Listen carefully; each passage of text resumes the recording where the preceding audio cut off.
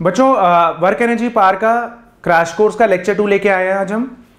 पहले लेक्चर में हमने वर्क डन और वर्क डन पे क्या क्या डेफिनेटली क्वेश्चंस बन सकते हैं कि कांस्टेंट फोर्स के द्वारा किया हुआ वर्क कैसे निकाला जाता है, वेरिएबल फोर्स के द्वारा किया हुआ वर्क कैसे निकाला जाता है, स्टैटिक फ्रिक्शन के द्वारा किया हुआ वर्क पॉजिटिव नेगेटिव जीरो सब कुछ हो सकता है। इस टाइप के क्वेश्चन हमने किए। आज हम बेसिकली दो टॉपिक पे कॉन्सेंट्रेट करेंगे।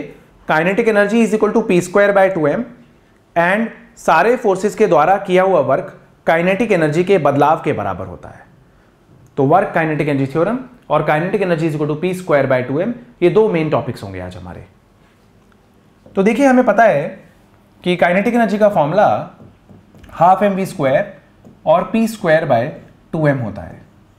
देखिए कुछ इस तरह के सवाल आते हैं कई बार कि हेवियर बॉडी लाइटर बॉडी का मोमेंटम सेम हो तो काइनेटिक एनर्जी किसकी ज्यादा होती है।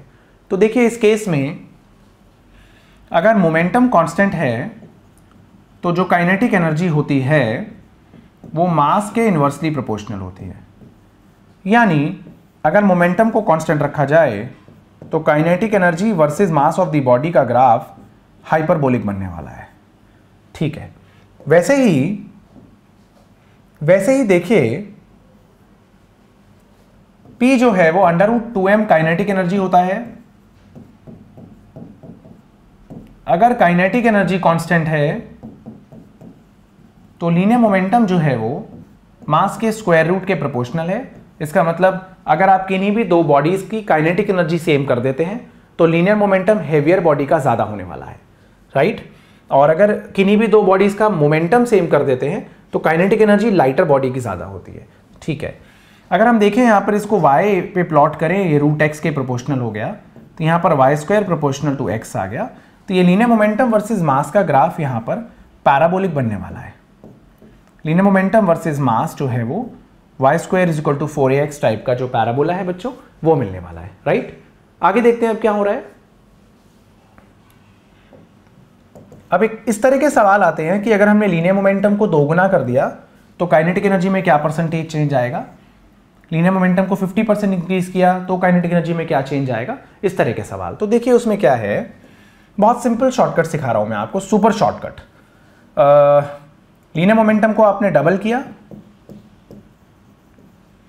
ट्रिपल किया,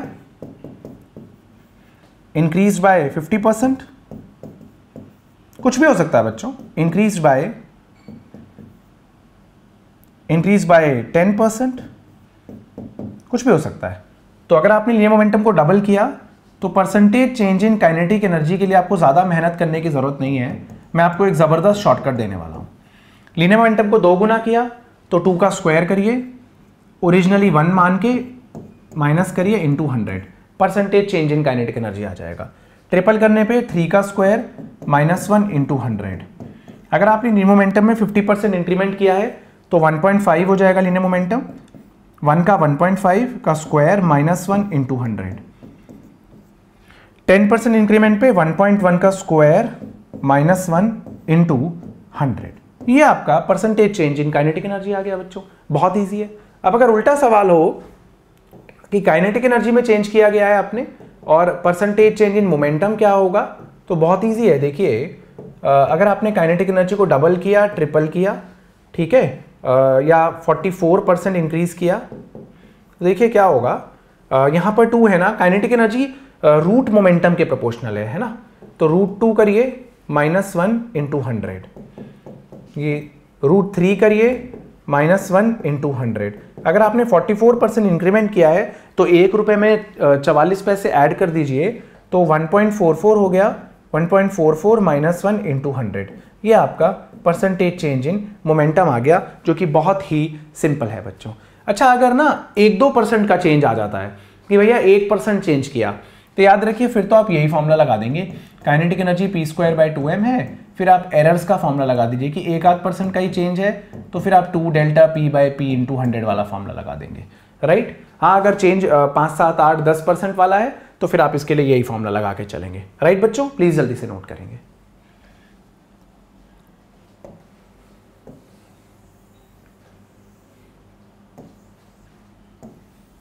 देखिए अब हम सारे फोर्सेस के द्वारा किया हुआ वर्क, हम करने वाले हैं वर्क काइनेटिक एनर्जी थ्योरम।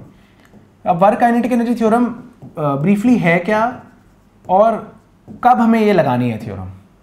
तो देखिए वर्क काइनेटिक एनर्जी थ्योरम ना आप जब मर्जी लगा लीजिए। कांस्टेंट फोर्स हो तो भी लगेगी, वेरिएबल फोर्स हो तो भी वर्क काइनेटिक एनर्जी थ्योरम बिल्कुल एप्लीकेबल है। कंजर्वेटिव फोर्स हो, नॉन कंजर्वेटिव फोर्स हो, सूडो फोर्स हो, सारे फोर्सेस जितने भी बॉडी पे एक्ट कर रहे हैं सबके द्वारा किया हुआ वर्क काइनेटिक एनर्जी के बदलाव के बराबर होता है। तो वर्क काइनेटिक एनर्जी थ्योरम बहुत सिंपल है। Work done by all the forces, conservative force, work done by friction, non conservative force, work done by pseudo force is equal to change in kinetic energy.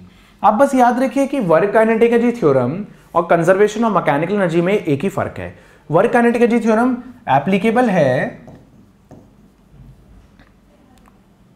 Applicable है in case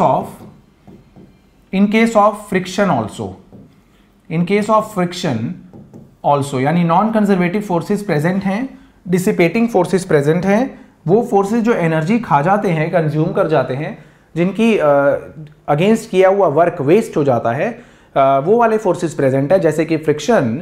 तो ऐसे case में आप work kinetic energy theorem लगा सकते हैं, लेकिन आप मैकेनिकल एनर्जी को कंजर्व नहीं कर सकते हैं। मैकेनिकल एनर्जी कंजर्व तभी हो सकती है जब सिर्फ कंजर्वेटिव फोर्सेस एक्ट कर रहे हो, जैसे कि gravitational force, electrostatic force, spring force, बस इतना ही फर्क है। तो इसका मतलब वर्क एनर्जी पावर के जो क्वेश्चंस, एनर्जी वाले जितने भी क्वेश्चन हैं दुनिया में, वो सिर्फ दो कॉन्सेप्ट से सॉल्व हो सकते हैं, वर्क काइनेटिक एनर्जी थ्योरम और conservation of mechanical energy. Technically work kinetic energy theorem के अंदर ही कंजर्वेशन ऑफ मैकेनिकल एनर्जी भी इंक्लूड हो जाएगा। तो बस आपके पास सारे एनर्जी वाले क्वेश्चंस को करने के लिए वर्क काइनेटिक एनर्जी थ्योरम है। अगर आप इसको सिंपली देखना चाहते हैं तो ये याद रखिए, किसी भी क्वेश्चन में कहीं भी फ्रिक्शन मेंशन्ड है या पूछा है, ऑब्वियसली मतलब कहीं भी फ्रिक्शन है तो आप वर्क काइनेटिक एनर्जी थ्योरम ही अप्लाई करेंगे, और अगर फ्रिक्शन नहीं है, एब्सेंट है फ्रिक्शन, तो आप मैकेनिकल एनर्जी कंजर्व करेंगे। बस दो तरह के सवाल आपको इस चैप्टर में मिलने वाले हैं, राइट? तो देखिए, तो हम शुरू करते हैं वर्क काइनेटिक एनर्जी थ्योरम पे कुछ सिंपल सवाल, बहुत ही सिंपल। इनमें से आज मैं 3-4 सवाल आपके लिए एनसीईआरटी के भी लेके आया हूं। चलिए, तो वेलोसिटी जो है ना, एक बॉडी मूव कर रही है और इसकी वेलोसिटी जो है वो 5x की पावर 3/2 है। बॉडी का मास है 2 किलो। आपको x इक्वल टू 0 से लेकर के x इक्वल टू 2 मीटर तक वर्क डन निकालना है। तो भैया एक तरीका तो यह है कि आप वेलोसिटी को डिफरेंशिएट करके एक्सेलरेशन निकालिए, फोर्स निकालिए, मास इनटू एक्सेलरेशन, फोर्स और डिस्प्लेसमेंट का डॉट प्रोडक्ट करके इंटीग्रेशन करिए, क्योंकि यहां पर एक्सेलरेशन जो है वेरिएबल आएगा, कांस्टेंट नहीं आएगा। दूसरा तरीका देखिए जो कि बहुत शानदार है। वर्क डन जो है ना काइनेटिक एनर्जी के बदलाव के बराबर होता है, v फाइनल का स्क्वायर माइनस v इनिशियल का स्क्वायर। x को 0 पुट करेंगे, इनिशियल वेलोसिटी 0 है, और x को 2 पुट करेंगे तो फाइनल वेलोसिटी है 5 इंटू 2 की पावर 3/2। यहां पर मास है 2 kg, half into 2 kg, final velocity है 5 इंटू 2 की पावर 3/2 का स्क्वायर माइनस इनिशियल है 0। भैया यूनिट जूल्स लिख दीजिएगा, बात खत्म हो गई। बहुत सिंपल सवाल। आपको कभी भी ना वेलोसिटी दे रखी हो, कभी भी वेलोसिटी दे रखी हो, वेलोसिटी का ग्राफ दे रखा हो, कुछ भी दे रखा हो, बॉडी का मास दे रखा हो और आपसे वर्क डन पूछा जाए, तो कुछ नहीं करना आपको। वर्क डन काइनेटिक एनर्जी के बदलाव के बराबर है। किसके द्वारा वर्क डन? अरे इस पे जितने भी फोर्सेस लग रहे हैं उन सब के द्वारा किया हुआ वर्क काइनेटिक एनर्जी के बदलाव के ही बराबर होगा। ओके, चलिए तो नेक्स्ट सवाल करते हैं। These are very very important questions. NEET point of view से बहुत इजी हैं, बहुत इंपॉर्टेंट हैं, क्योंकि नीट का जो अगर हम पिछले साल का लेवल देखते हैं तो उसके हिसाब से क्वेश्चन काफ़ी आसान है। देखिए, आपको मेरे जो लेक्चर्स हैं उनमें आपको ट्विस्ट मिलेगा। कभी आपको ऐसा लगेगा कि यार लेक्चर बहुत आसान है, कभी आपको लगेगा लेक्चर बहुत मुश्किल है। तो मेरे को कभी कभी ऐसा लगता है कि वो क्वेश्चंस कराए जाएं जो पर्टिकुलरली नीट में फंसने वाले क्वेश्चंस हैं, बहुत इंपॉर्टेंट हैं, भले ही ईजी हो। बट कुछ कभी कभी मैं ऐसा कराता हूं कि जो मुझे लगता है कि ये कॉन्सेप्ट अनकॉमन है, ये बच्चों को आने चाहिए। जैसे अगर आप देखेंगे सर्कुलर मोशन के 3 लेक्चर्स में से जो लास्ट लेक्चर है सर्कुलर मोशन का, उसमें banking of roads, bending of cyclist, rounding a curve road, एक सिंपल बातें बताई हुई है मैंने आपको। पहले लेक्चर में रिलेटिव एंगुलर वेलोसिटी की बात करी हुई है ना। दूसरे लेक्चर में 10 बढ़िया क्वेश्चन बताए हुए कि अगर एक ब्लॉक जो है वो टेबल के ऊपर घूम रहा है तो टेबल के नीचे लटका हुआ एक ब्लॉक जो होल से लटका रखा है वो कितनी वेलोसिटी से ऊपर जा रहा है, या उस पर क्या फोर्स लग रहा है जिससे वो ऊपर जा रहा है, इस तरह के सवाल हमने किए, या कितनी तेज घुमाएं कि नीचे वाला ब्लॉक इक्विलिब्रियम में रहे, इस तरह के सवाल किए थे, है ना। तो देखिए, तो आपको इन जगह पर ट्विस्ट मिलेगा, कभी आसान लेक्चर कभी मुश्किल लेक्चर। टाइम दे रखा है आपको, वर्क डन पूछा है, तो देखिए यार बहुत मेहनत का काम है, लेकिन मैं work done is equal to change in kinetic energy जानता हूं, तो बस मेरे को समहाउ वेलोसिटी मिल जाए, मास है, चेंज इन काइनेटिक एनर्जी आ जाएगी। तो देखिए टाइम √x+3 है, time is equal to √x+3, तो यहां से ना √x आ रहा है हमारा t-3 और यहां से x आ रहा है t-3 का होल स्क्वायर। देखिए होल स्क्वायर खोले बिना भी डिफरेंशिएशन हो सकता है, बट मैं थोड़ा इजी करने के लिए होल स्क्वायर खोल रहा हूं। मुझे dx/dt करना है तो वेलोसिटी प्राप्त करूंगा, और t² का डेरिवेटिव 2t, t का डेरिवेटिव 1, तो वेलोसिटी आ गई है 2t-6। वेलोसिटी टाइम का फंक्शन है, अच्छी बात है। टाइम दे रखा है क्या, दे रखा है। इनिशियल वेलोसिटी टाइम 0 पे निकालनी है, टाइम 0 पे वेलोसिटी -6 है, परफेक्ट है। और फाइनल वेलोसिटी क्या होगी, देखिए फाइनल वेलोसिटी टाइम 6 पे निकालनी है, तो 2 × 6 - 6, अरे ये तो फिर से 6 आ गया मैग्नीट्यूड में। तो वर्क डन जो है वो काइनेटिक एनर्जी के बदलाव के बराबर है। अब देखिए वेलोसिटी का मैग्नीट्यूड तो सेम ही है, अल्टीमेटली काइनेटिक एनर्जी के अंदर तो आप स्पीड का स्क्वायर ही करने वाले हैं, तो वर्क डन जो है यहाँ पर 0 आएगा, क्योंकि चेंज इन काइनेटिक एनर्जी 0 है। आप अगर करना चाहें तो ½ m बाहर लीजिए, v फाइनल का स्क्वायर और v इनिशियल का स्क्वायर अगर आप निकालते हैं ना माइनस करके, तो 0 ही आएगा, राइट बच्चों। तो यहाँ पर वर्क डन काइनेटिक एनर्जी के बदलाव के बराबर है, और आगे आप समझ चुके हैं मैं क्या कहना चाह रहा हूँ। चलिए नेक्स्ट सवाल देख लीजिए। ये गाड़ी वाला क्वेश्चन हमने लॉज ऑफ मोशन में भी किया है। सवाल ये है कि गाड़ी u वेलोसिटी से चल रही थी और गाड़ी का मास आप m मान लीजिए, ठीक है, फ्लैट रोड पे u वेलोसिटी से चल रही थी। घर आने के बाद या घर के थोड़ी दूर पे आपने गाड़ी के इंजन को बंद कर दिया। अब जब आपने गाड़ी के इंजन को बंद कर दिया है तो फ्रिक्शन की वजह से थोड़ी दूर चल के गाड़ी रुक जाती है। अब अच्छी बात यह है कि बिल्कुल घर पे रुके तो अच्छी बात है, और अगर थोड़ा पहले रुक गई तो फिर कलेश हो जाएगा, ठीक है। तो देखिए क्या है, यहाँ पर हमें पता है कि जो डिसिपेटिंग फोर्स है वो फ्रिक्शन एक्ट कर रहा है। तो चलिए हम देखते हैं क्या हो रहा है। तो सारे फोर्सेस के द्वारा किया हुआ वर्क काइनेटिक एनर्जी के बदलाव के बराबर है। निकालना क्या है, कितनी दूर जाके गाड़ी रुकेगी, ठीक है। तो कौन सा फोर्स एक्ट कर रहा है, फ्रिक्शन। फ्रिक्शन के द्वारा किया हुआ work change in kinetic energy के बराबर है। ये बहुत बढ़िया बात है कि फाइनल अगर वर्क डन बाय फ्रिक्शन निकालते हैं तो वो फ्रिक्शन और डिस्प्लेसमेंट का डॉट प्रोडक्ट होगा। और फ्रिक्शन लगेगा पीछे को μmg, डिस्प्लेसमेंट आगे को, तो cos 180 है, तो friction μmg into displacement stopping distance, final kinetic energy 0 और इनिशियल ½ mu²। तो यहां से देखिए स्टॉपिंग डिस्टेंस आ गया, हम पहले भी कर चुके हैं, u²/2μg। जो स्टॉपिंग डिस्टेंस गाड़ी का होता है वो स्पीड के, इनिशियल स्पीड के स्क्वायर के डायरेक्टली प्रोपोर्शनल होता है। अगर आप इनिशियल स्पीड को 2 गुना करते हैं तो स्टॉपिंग डिस्टेंस 4 गुना होने वाला है। इनिशियल स्पीड को 3 गुना करते हैं तो स्टॉपिंग डिस्टेंस 9 गुना होने वाला है, राइट बच्चों। चलिए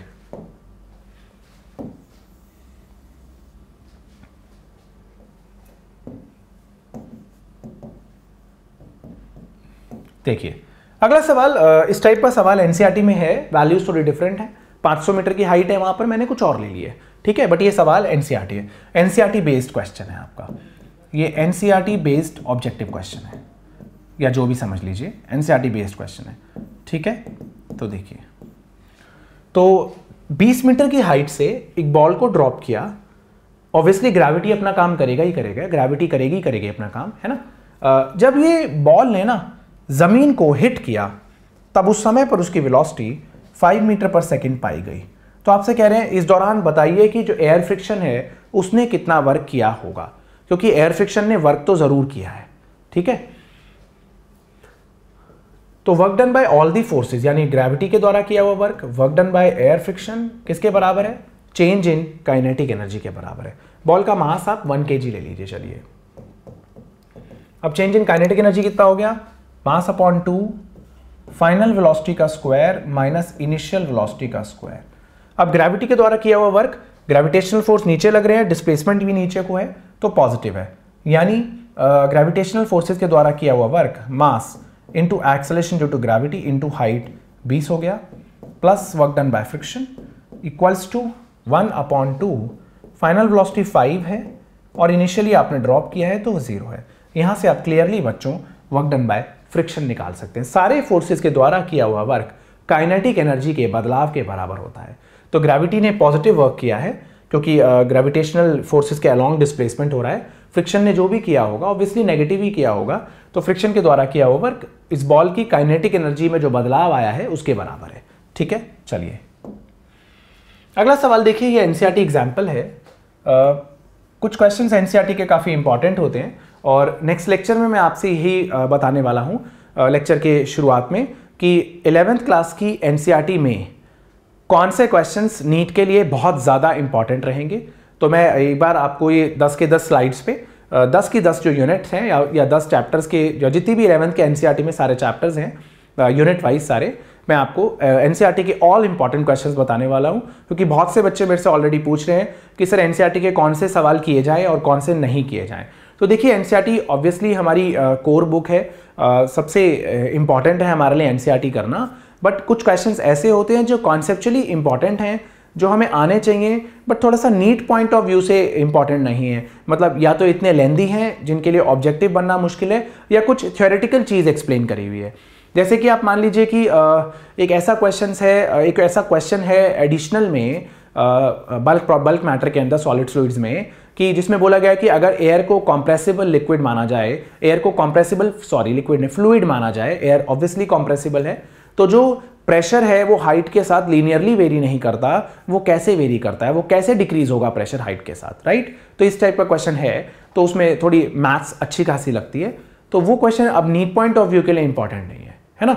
और बहुत से ऐसे क्वेश्चंस हैं जो नीट के लिए बहुत इंपॉर्टेंट है। तो मैं आपको अगले लेक्चर में एक बार को पढ़ाने से पहले हर चैप्टर के इंपॉर्टेंट क्वेश्चंस बता दूंगा, वो बहुत जरूरी है, जो आपके लिए मस्ट डू क्वेश्चंस हैं वो करने हैं, और बाकी आप आंखें बंद करके मेरे कहने पे छोड़ सकते हैं।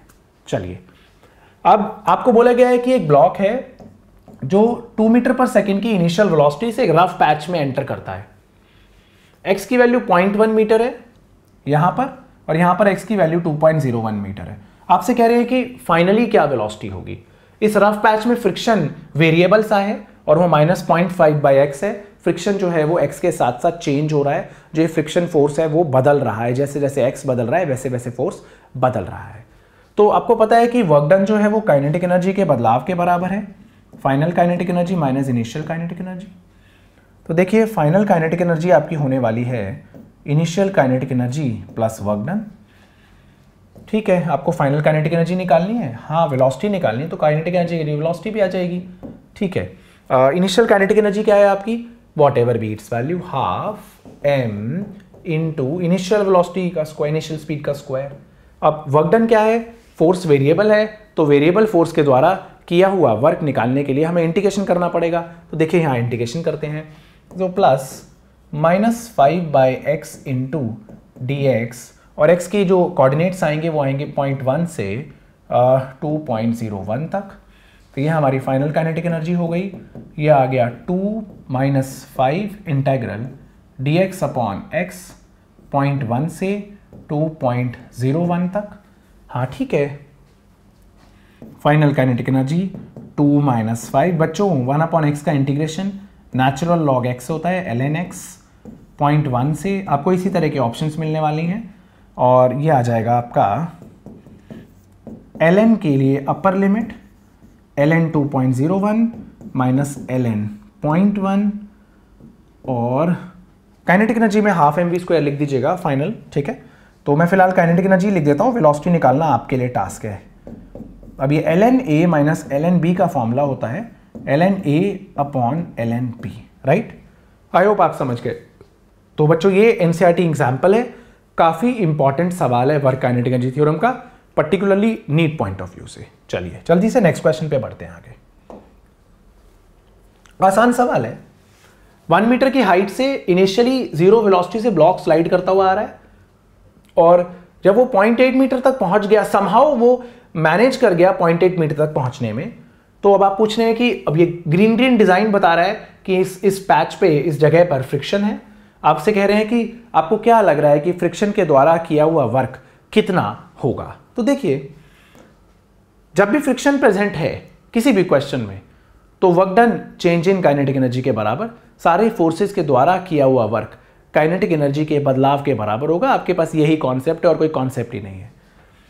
इनफैक्ट मैं एनर्जी वर्क के, जो हमने फोर्स और डिस्प्लेसमेंट वाले क्वेश्चन किए थे वर्क डन के, उसके अलावा जो काइनेटिक एनर्जी और एनर्जी वाले सारे पार्ट के जो क्वेश्चंस आते हैं पूरे चैप्टर में, वो सिर्फ वर्क काइनेटिक एनर्जी थ्योरम से सॉल्व हो सकते हैं। कोई भी question A to Z, right, pseudo force लग रहा हो नहीं लग रहा हो कुछ भी हो, every question can be solve with this concept. और पावर अपने आप में एक अलग चीज है, राइट। तो देखिए सारे फोर्सेस, कौन से फोर्सेस, ग्रेविटेशनल फोर्स और फ्रिक्शन के द्वारा किया हुआ वर्क काइनेटिक एनर्जी के बदलाव के बराबर है। भैया ऐसा है तो इनिशियली काइनेटिक एनर्जी जीरो थी, जस्ट रेस्ट से स्लाइड करता हुआ आया और यहां पर पहुंच के जस्ट रेस्ट पे आ गया, तो काइनेटिक एनर्जी तो शुरू में भी जीरो थी बाद में भी जीरो है, तो भैया फिर बदलाव भी जीरो ही है, ठीक है। ग्रेविटी के द्वारा किया हुआ वर्क जब नीचे आया तो ग्रेविटी के द्वारा पॉजिटिव वर्क हुआ, कितना, mg इंटू एच। जब ऊपर गया तो ग्रेविटी के द्वारा नेगेटिव वर्क हुआ, mg इंटू एच। फ्रिक्शन के द्वारा वर्क पता नहीं है बस, तो mg into 1 minus 0.8.2 is equal to या negative is equal to work done by friction. अब मास 1 kg, g10 इंटू 0.2, ये आ गया बच्चों फ्रिक्शन के द्वारा किया हुआ work. Such a simple question. भाई mgh जब नीचे आ रहा है तो ग्रेविटी पॉजिटिव वर्क कर रही है, जब ऊपर जा रहा है तो नेगेटिव वर्क कर रही है। फोर्स mg है, डिस्प्लेसमेंट तो आपको दिख ही रही है, एक बार नीचे आते हुए एक बार ऊपर आते हुए, ठीक है।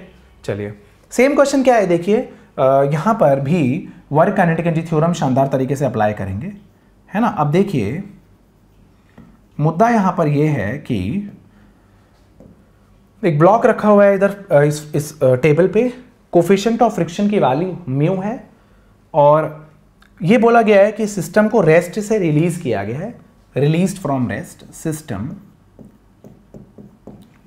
Is released from rest.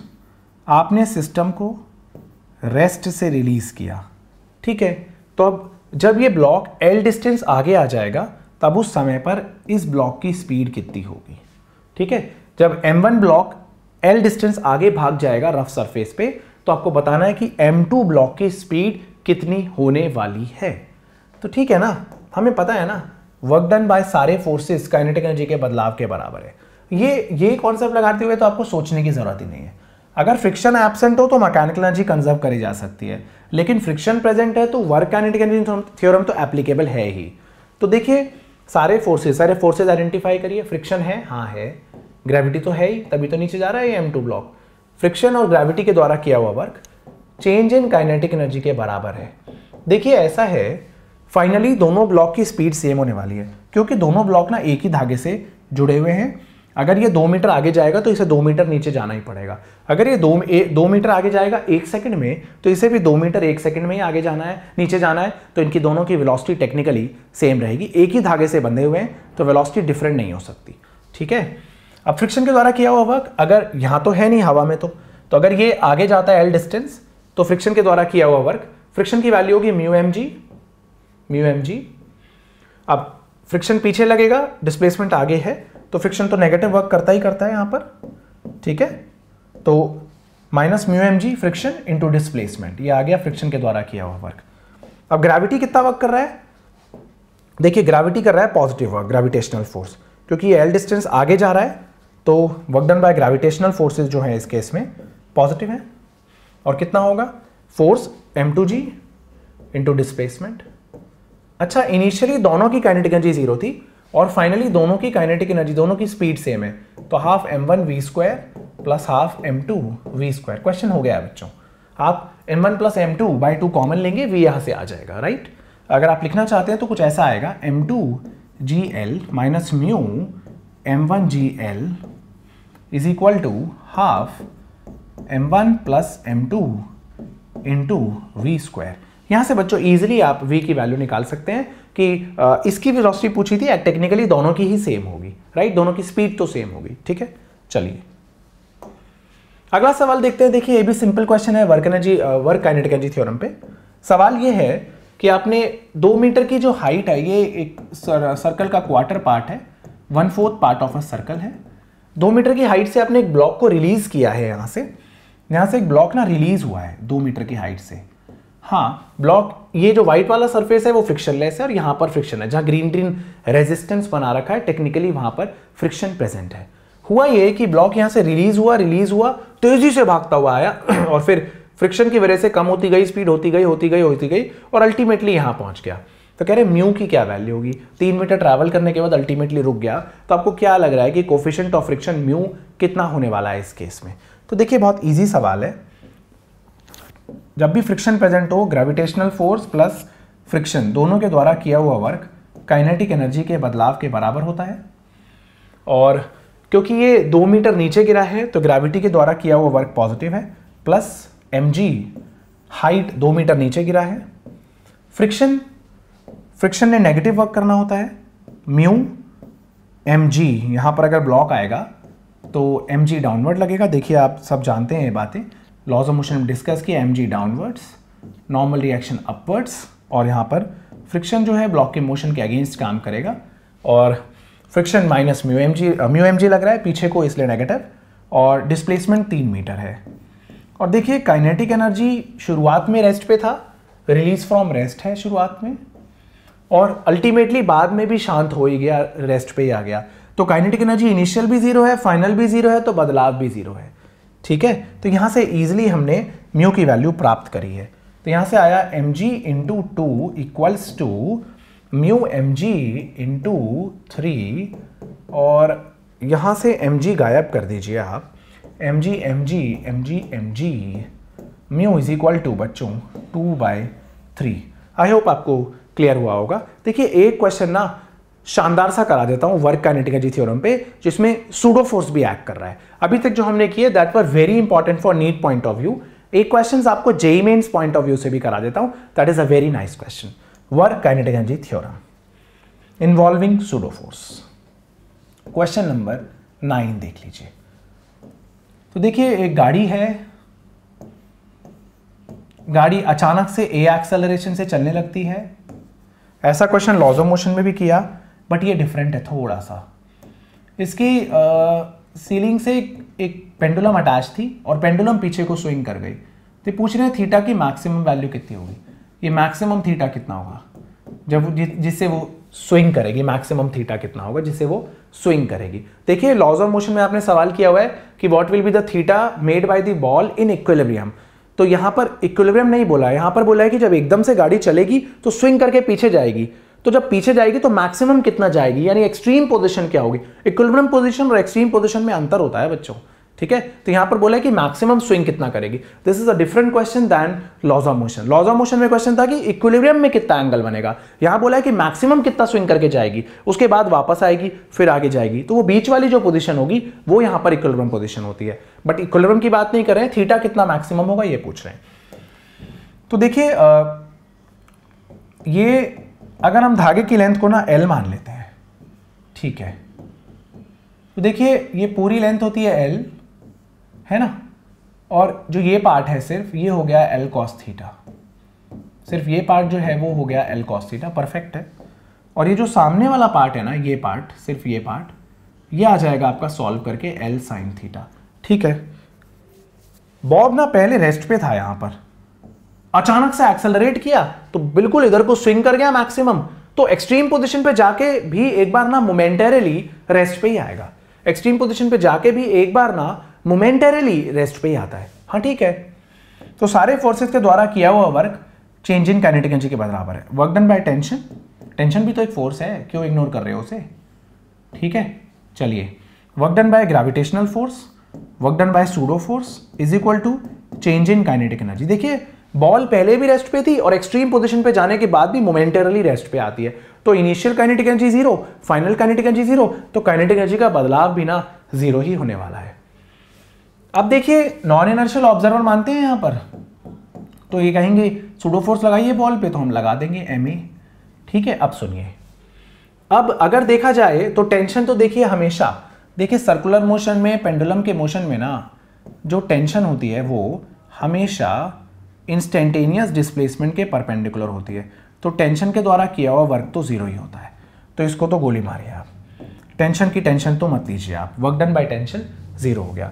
Gravity ने कितना वर्क किया, देखिए ग्रेविटेशनल फोर्स mg है, अगर ऊपर जाएगी तो ग्रेविटी के अगेंस्ट वर्क डन नेगेटिव है ग्रेविटी के द्वारा, और अगर नीचे आई तो पॉजिटिव है। तो ग्रेविटेशनल फोर्स mg हो गया। अब ऊपर गई है क्योंकि यहां से यहां गई है तो ऊपर वाली डिस्प्लेसमेंट लीजिए, तो L में से L cos थीटा माइनस, सिर्फ इतनी डिस्प्लेसमेंट लेनी है बाल को, इतनी डिस्प्लेसमेंट, ठीक है। तो ये होगा L minus L cos theta, negative होगी क्योंकि बॉल अगेंस्ट ग्रेविटी गई है। सूडो फोर्स जिधर को लग रहा है उधर को ही डिस्प्लेसमेंट कराई है, तो सूडो फोर्स ने जो डिस्प्लेसमेंट कराई है वो है ma force into displacement horizontally लेनी है तो L sin थीटा, ठीक है। तो ये आ गया टोटल आपका 0। चलिए तो अब आगे सॉल्व करते हैं। ये आ गया आपका mg L1 minus cos theta equals to ma L sin theta. गायब करिए जो गायब हो रहा है, पहले उसे निपटाइए। तो निपटाते हैं m को L को, m को L को निपटा दिया, ठीक है। तो यहां से आया g 1 माइनस कॉस थीटा का ना फॉर्मूला होता है ट्रिग्नोमेट्री में, जेई मेंस में मतलब मैथ्स वाले बच्चे तो जानते हैं, 2 sin square theta by 2 is equal to a sin theta का फॉर्मूला होता है 2 sin theta by 2 cos of theta by 2, ठीक है। तो चलिए यहाँ से 2 से 2 उड़ा दीजिए, 2 से 2 उड़ा दीजिए, साइन से साइन उड़ा दीजिए। तो यहाँ से आया हमारा साइन और उधर से आ गया कॉस नीचे, तो tan थीटा बाई 2 हमारा a बाई जी के बराबर है। यहाँ लिखता हूँ लास्टली स्टेप्स, देखिए tan theta by 2 a by g के बराबर है, theta by 2 tan inverse a by g के बराबर है। ये इक्विलिब्रियम पोजीशन थी tan inverse a by g, लेकिन मैक्सिमम थीटा जो स्विंग करेगा वो है 2 tan inverse a by ji.